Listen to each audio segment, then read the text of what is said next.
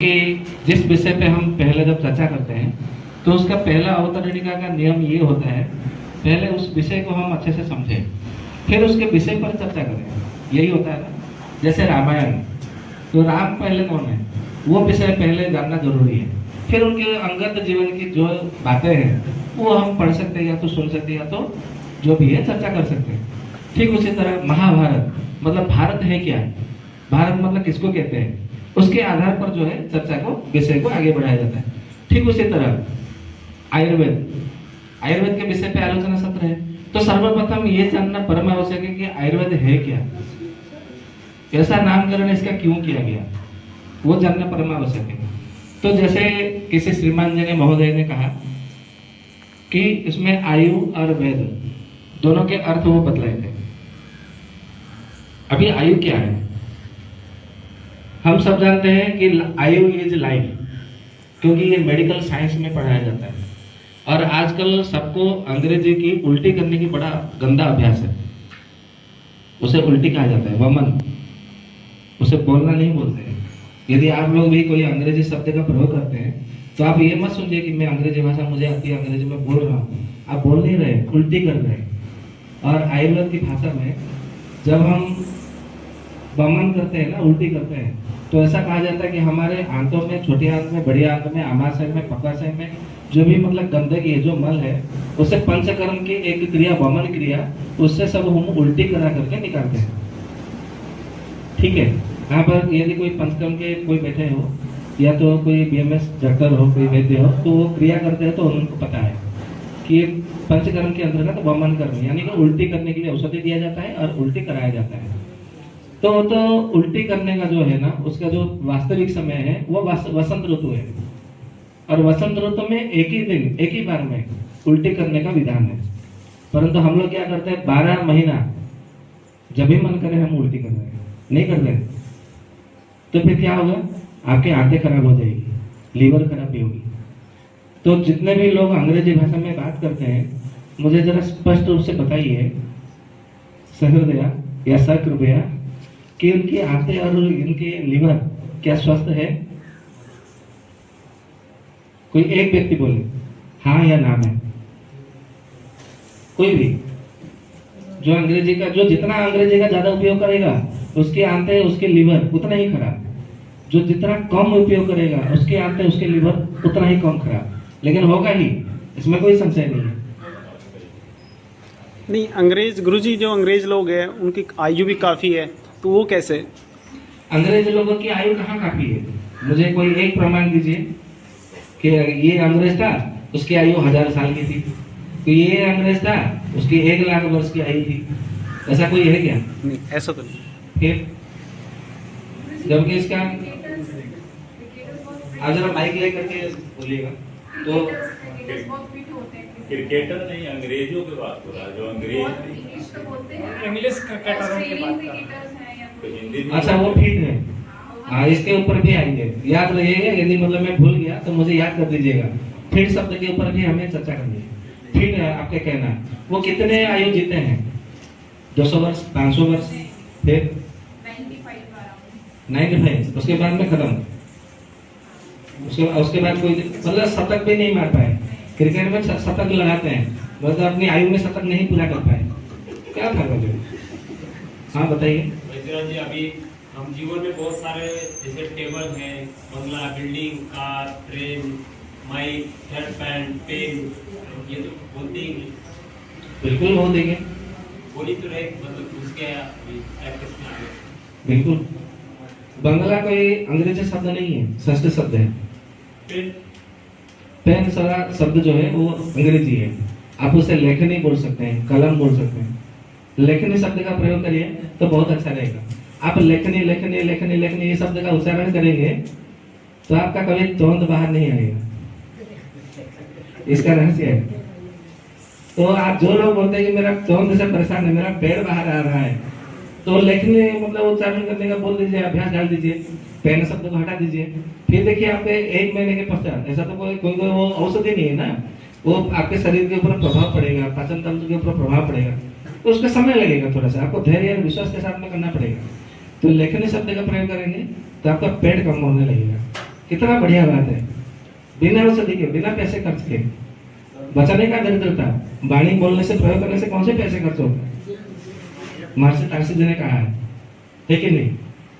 हम यहाँ पर सभी महर्षियों को मतलब यहाँ पे लेके सम्मिलित करेंगे, ठीक है। अभी हमारा जो मुख्य विषय है उसके ऊपर आते हैं।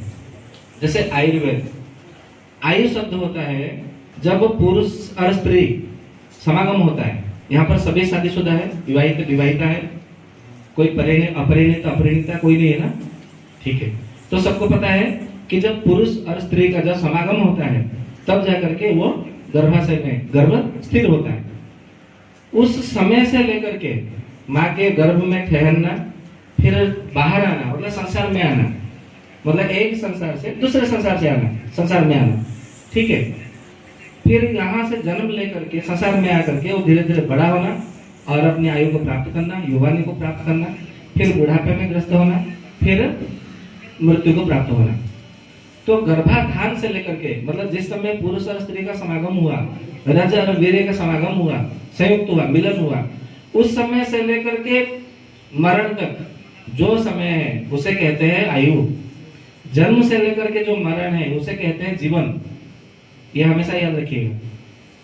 जन्म से लेकर के मरण तक वो आयु नहीं है, वो जीवन है कि नहीं? क्योंकि आप बोलेंगे कि ये कैसे हो सकता है। तो आपने बहुत सारे जगह पे ऐसा देखा होगा, कहानियों में सुना होगा, पुराणों में सुना होगा, पढ़ा होगा, या तो फिर रामायण महाभारत आदि हमारे जो इतिहास ग्रंथ है उसमें भी आपने पढ़ा होगा कि बच्चा जो है ना गर्भपात हो गया, गर्भस्राव हो गया, तो हो गया क्या? नहीं हुआ। तो गर्भ में जो आया क्या वो आत्मा नहीं थी? जो आत्मा नहीं थी तो फिर वो बाहर कैसे आ सकता है? उसमें कोई शरीर भी तो रहता है ना। कहते हैं कि जो माँ खाता है, माँ खाती है वही बच्चे को मिलता है, माँ जो विचार करती है वही उसका विचार बन जाता है। चरक संहिता में कहा है चरक जी ने कि यदि किसी के बच्चे का भविष्य यदि जानना हो तो उस माँ के, जिसने मतलब गर्भ धारण किया, गर्भिणी, उस गर्भिणी के समागम से लेकर के समागम के 28 दिन पहले के उसके आहार, उसके विहार, उसके विचार, उसके आचरण, प्रसव तक, मुझे खाली उसका एक एक मतलब एक एक सेकंड का, एक एक पल का मुझे हिसाब दे दो, मैं बता दूंगा कि वो बच्चा बड़ा करके क्या बनने वाला है, क्या काम करने वाला है, वो धनवान बनेगा कि दरिद्र होगा। परंतु एक एक मिनट का, एक एक सेकंड का हिसाब चाहिए।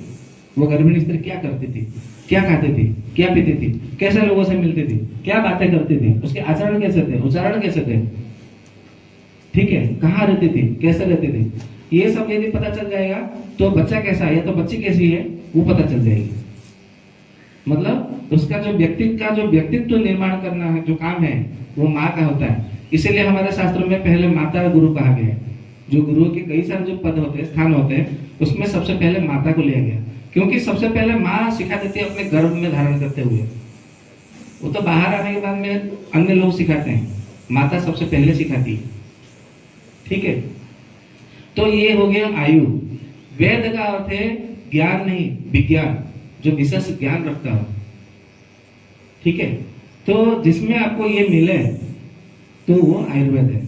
अब ये आयुर्वेद है क्या, इसको और अच्छे से समझते हैं। तो कहा जाता है गर्भाधान समय से लेकर के मरण पर्यंत जो जो आपके जीवन में उपयोग में आने वाला है, जिस जिसके साथ में आपका संयुक्त होने वाला है, जिस जिसके साथ में आपका संबंध बनने वाला है, जिस जिसके साथ में आपका प्रयोग या तो योग होने वाला है, मिलन होने वाला है, वो सब कुछ वो आयुर्वेद के अंतर्गत आ जाता है। वो सारा विद्या, वो सारी बुद्धि, वो सारा ज्ञान, वो सारा विज्ञान, वो सारे उपयोग, वो सारे पदार्थ, वो सारे वस्तुएं, सब कुछ वो आयुर्वेद के अंतर्गत आ जाता है। तो मुझे जरा आप लोग ये बताए प्रामाणिकता से कि फिर इसके अतिरिक्त रह क्या गया, इसके अतिरिक्त गर्भाधान से लेकर के मरण तक और कोई समय आपके पास बचा है क्या? वही संस्कार है, 16 संस्कार गर्भाधान से अंत्येष्टि तक। और कोई समय बचा है आपके पास? ना उससे पहले कोई समय था, ना उसके मरण के बाद आपके पास कोई समय है। तो फिर आप आयुर्वेद से दूर कैसे हुए? आपने अपने आप को दूर कर दिया है आयुर्वेद से।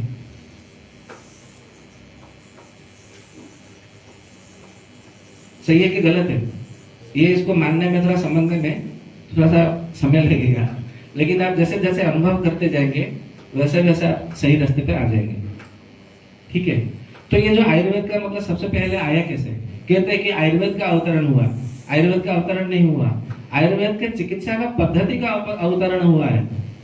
हम चरक संहिता पढ़ते हैं, सुश्रुत संहिता पढ़ते हैं, अष्टांग संग्रह, अष्टांग हृदय, या तो सारंगधर संहिता, भैषज रत्नावली, व्रत निगंड रत्नाकर, जो मतलब पुस्तकें यहाँ पे कुछ मिलती है, हरि संहिता, जतुगर्ण संहिता, पराशर संहिता, क्षारपाणी संहिता, भैरव संहिता, सुरल संहिता, ऐसे कई सारे मतलब संहिता भी मिलती है।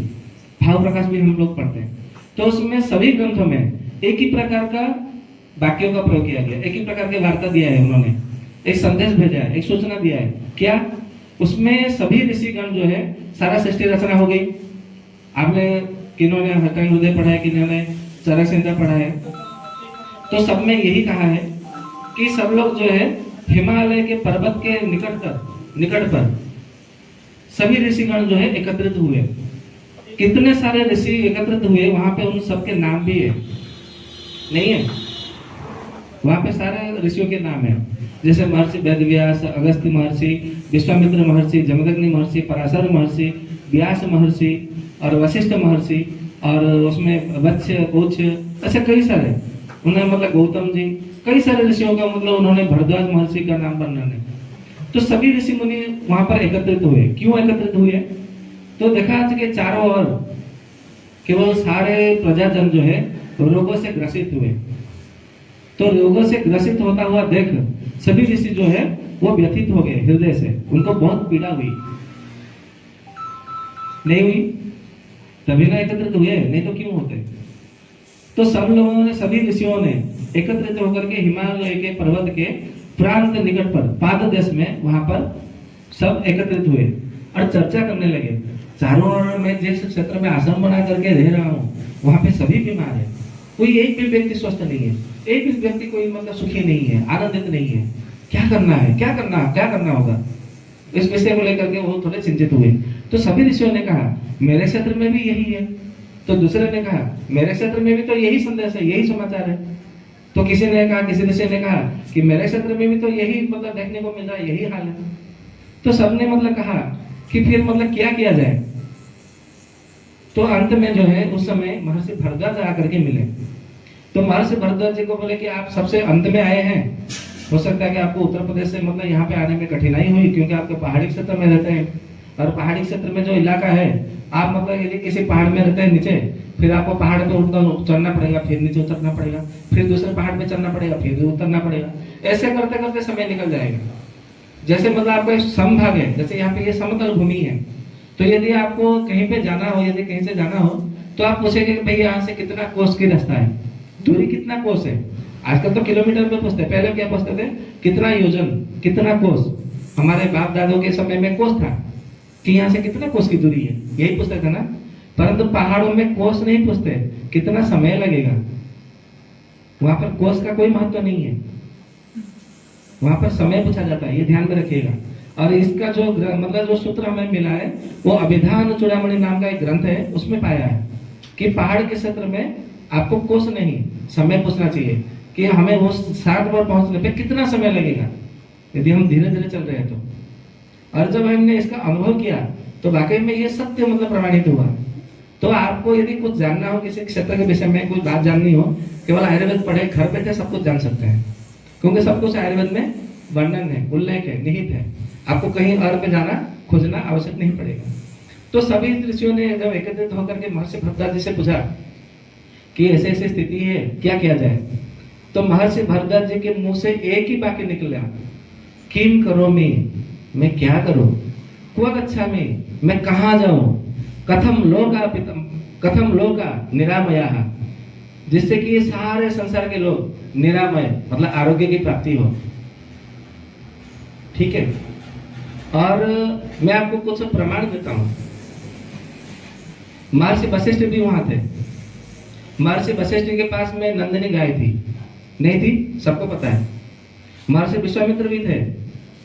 आप बोलेंगे कि आपको कैसे पता चले कि मतलब महर्षि विश्वामित्र भी वहां पे थे, मतलब नंदिनी गाय वशिष्ठ जी के पास थे?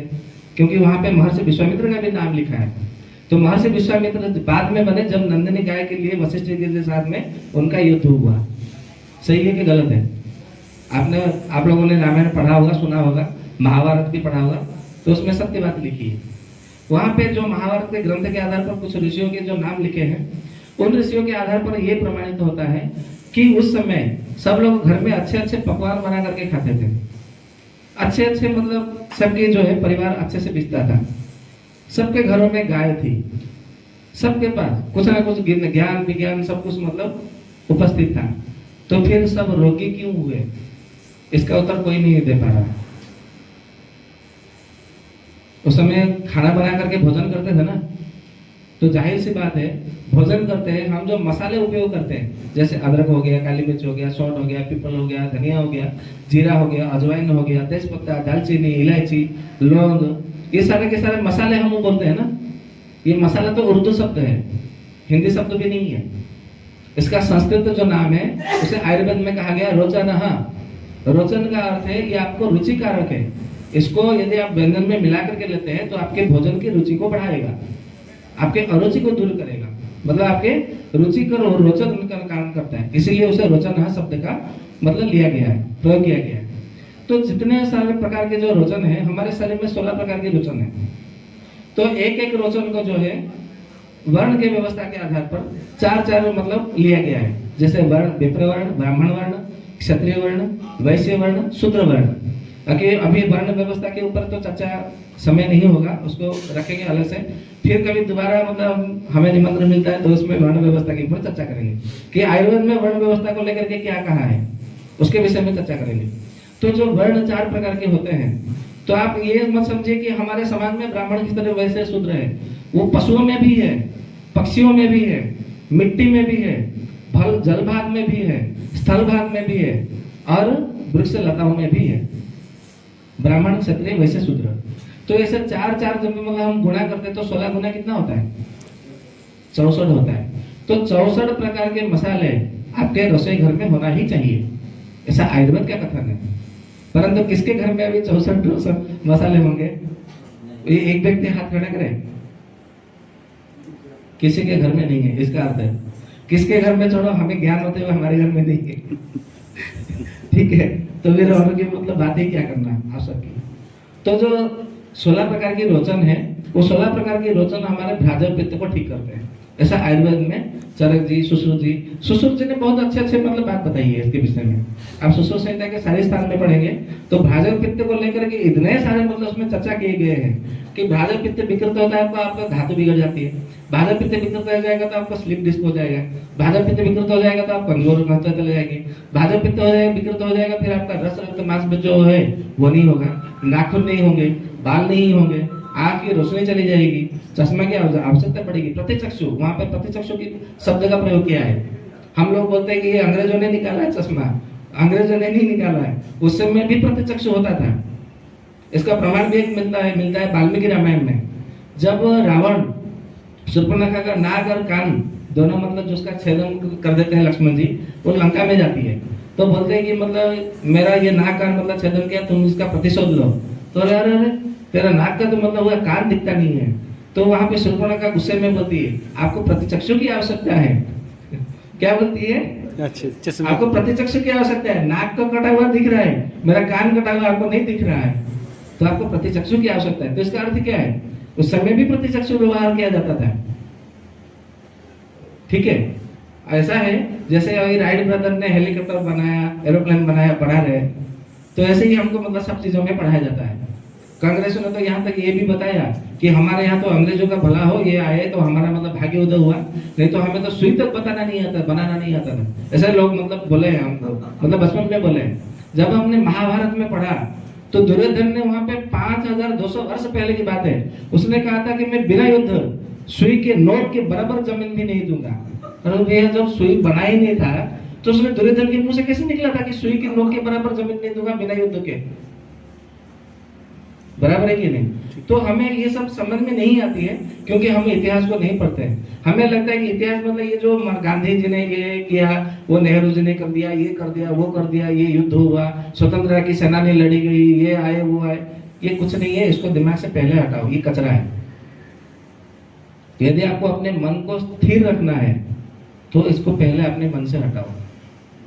ये गांधी कौन है हमें उससे जानने की जरूरत नहीं है, राम कौन है ये हमें जानने की जरूरत है, कृष्ण कौन है ये हमें जानने की जरूरत है।